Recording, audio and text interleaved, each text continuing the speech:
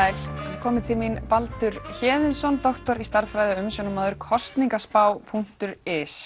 Velkomin, Baldur. Takk, sæl. Mig langar að ræða hans við skoðanakannanir og þú ert náttúrulega að taka þetta mikið saman þarna á þessum vefðínum og spá og spekulur í öllum þessum skoðanakönnum sem eru gerðar og birtast okkur eiginlega núna og svona almennt fyrir kosningar frá degi til dags og fréttirnar segja okkur oft frá einum degi til annars fréttir á skoðanakönnum sem segja þveröfuga sögu. Einhver flokkur missir fylgi einn daginn og bætir gríðarlega við sér daginn eftir.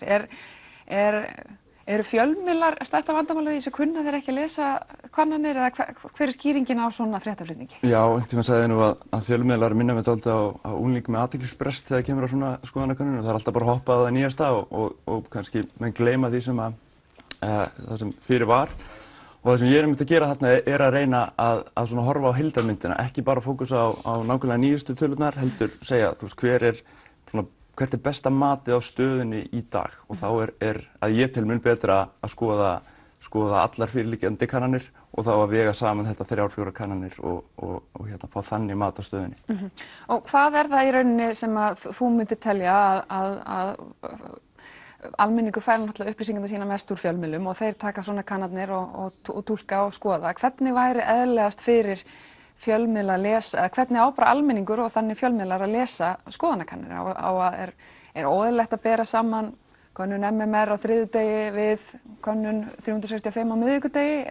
Ég myndi segja ekkert endilega sko, þarna eru allir aðilar í rauninni að reyna að mæla sama hlutin og það er bara staðan núna fyrir kosningarnar, hvernig mun fylgið dreifast, þannig að ég segja að það er alveg hægt að bera saman þessar kannanir.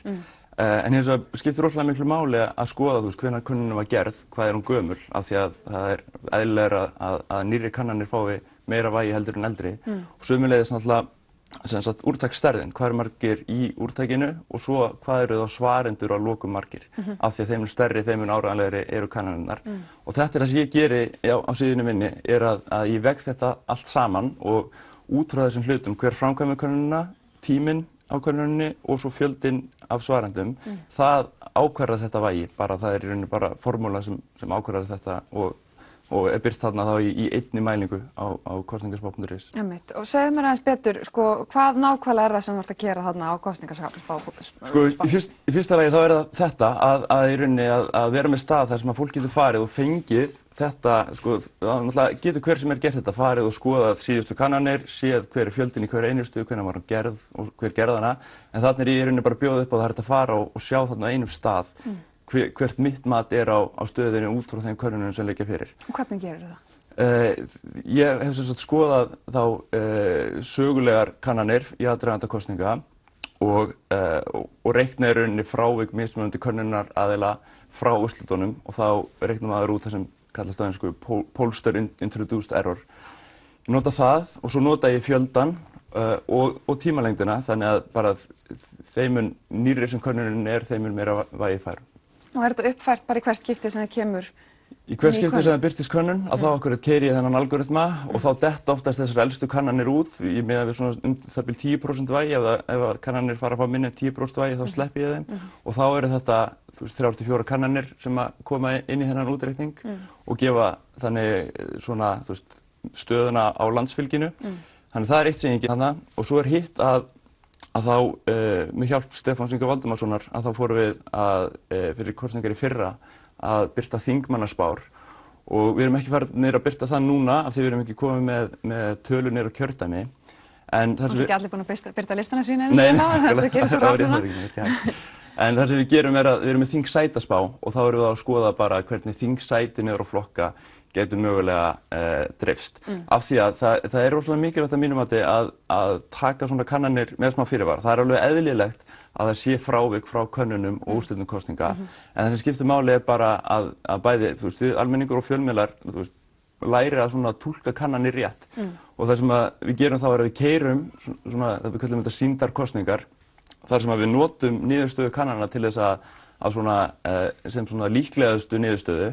En við gerum það ráð fyrir því að fylgi geti verið á mikilli hreyfingu og þá fáum við ákveðna dreifingu á þingsætunum, þannig eins og núna teljum við að séu það bil 55% líkur á að Björt framtíð þetta út og 51% líkur á að Viðreisn þetta út. En það samt, það það bil helmings líkur á að þeir verði samt ennþá inni, þó að kannanir núna sýni þá alveg úti, að þá samt, þetta ennþá bara alveg á mörkunum á okkar mati. Mér langar að spyrja það sko, það er verið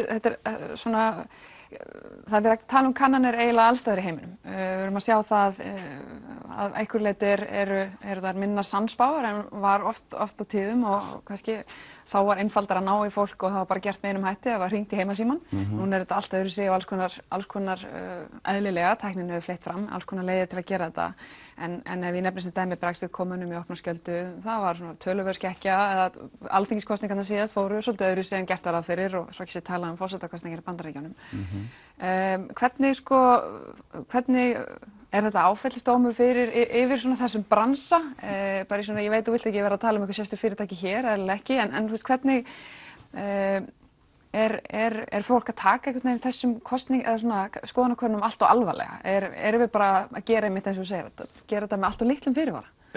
Ég myndi segja að þetta vissulega ákveðin áfellisdómur, að svona spárnar hafa verið í rauninni í ranga átt, en það rosalega líka mikilvægt fyrir okkur að læra að túlka þetta rétt, eins og til dæmis núna bara fyrir kosningarnar í Bandaríkjunum, að þá var svona sá aðili sem ég lít mjög til, Nate Silver, að þá var hann með 70% líkur á Hillary og 30% á Donald Trump. Þekktur í þessum bransa? Já, og bara mjög góður í því sem hann gerir, en það eitt að líta á þannig að hann sé að segja að Hillary muni vinna.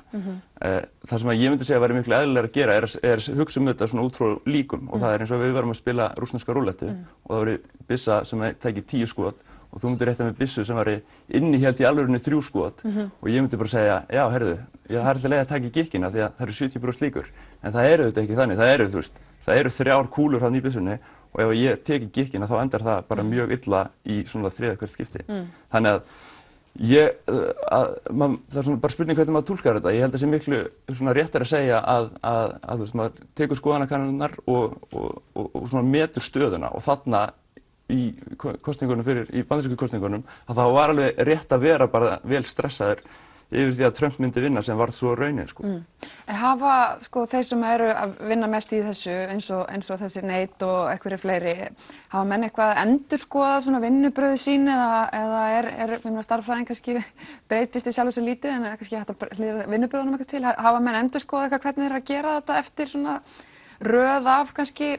Já, alveg bókað. Ég held að þetta sé aðalega svona könnunarfyrirtækin sem að taki þetta til sín og þú veist, það rosalega mikil vinna sem lögð í svona skoðanakannanir og þegar þeir sjá svona frávik frá því sem að tölunum þeirra að þá örugglega hugsa þeir með sér ef ég þarf að vigta þetta einhvern veginn öðruvísi, kosningaþátttakan var einhvern veginn öðruvísi, að þeir þurfa náttúrulega að passa upp á það að þeirra úrtak passi vel við það sem svo skilar svo kjörstað nákvæmlega. Þannig að það er mjög mikil vinna sem þeir leggja í að gera sem bestar skoðanakannanir og ég í rauninni treysti þeim algjörlega til þess að gera það og bara er mjög þakkláttur fyrir að fá allar þessar skoðanakannanir og bara þeim meira þeim betra. Sko eitt sem ég langar að spyrja líka núna sérstaklega hér og þetta svo sem líka alþjóðlegt, hlutfall óákveðinna helst mjög hátt og jafnvel bara alveg fram á kjördag. Hvaða áhrif hefur það á svona kannanir og hvernig við eigum að lesa í niðurstöðurnar? Já, það einfallega bara maður þarf að taka það með meiri fyrirvara. Ég tek þetta inn í mínar spár með því að núna þegar það eru þetta 3 vikur að vera með kosningum að þá hef ég bara þeim meiri dreifni í hvernig fylgið gæti endað og svo ef maður skoðar þetta bara hvernig frávik kannana með kosningar þá sér maður það að fráviki minnkar eftir því sem nær dregur kosningum en þú veist það verður aldrei eitthvað spot on nákvæmlega en ég held að það megi alveg búast við því að þú veist þeimur nær sem dregur kosningum, þeimur nær verða skoðanakannanir úrslit kosninga. Svona réttari innan gæsalappa. Já, allan að sína söguleika það. Svona af því að það eru svona margir óákveðnir, þetta, þú veist, eða bara í þessum skoðanakönnum yfir höfuð, þú veist, það er aldrei verið að mæla raunverulegt fylgi. Þetta er allt saman bara líkindareikningur.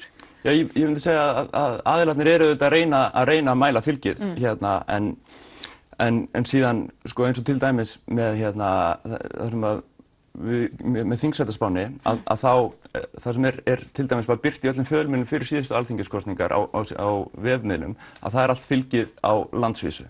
Og það náttúrulega eitt, fylgi á landsvísu, en síðan þegar þú ert að hugsa hvernig endar þetta allt saman með það að úthluta þingsætum og þá skiptir rosalega miklu máli að geta tekið þarna bara hlut sem er fylgi á landsvísu og átt að sjá því hvernig mun þetta síðan enda í úthlutun þingsæta. Já, dreifast inn í kjördæmi. Já, og þá skiptir rosalega miklu máli þá líka þeir sem að, þú veist, eru að nota upplýsingarnar úr svona skoðanakönnunum að þeir nýti sér þá bara, hvernig er úthlutað, hvernig þingsætum úthlutað og mér finnst það vera svona eitt af því skemmtilegasta með þessari þingsætaspá okkar er það að við förum í gegnum það að úthluta kjördæma þingsætum og jöfnunar þingsætum og þá sér maður alveg, þú veist, hvernig þessar tölur hafa svo í rauninni áhrif á loka niðurstöðuna sem er það hverjir farin á þing. Hvaða andlitu sjáum á þinginu. Takk hérlega fyrir Baldur Héðinsson.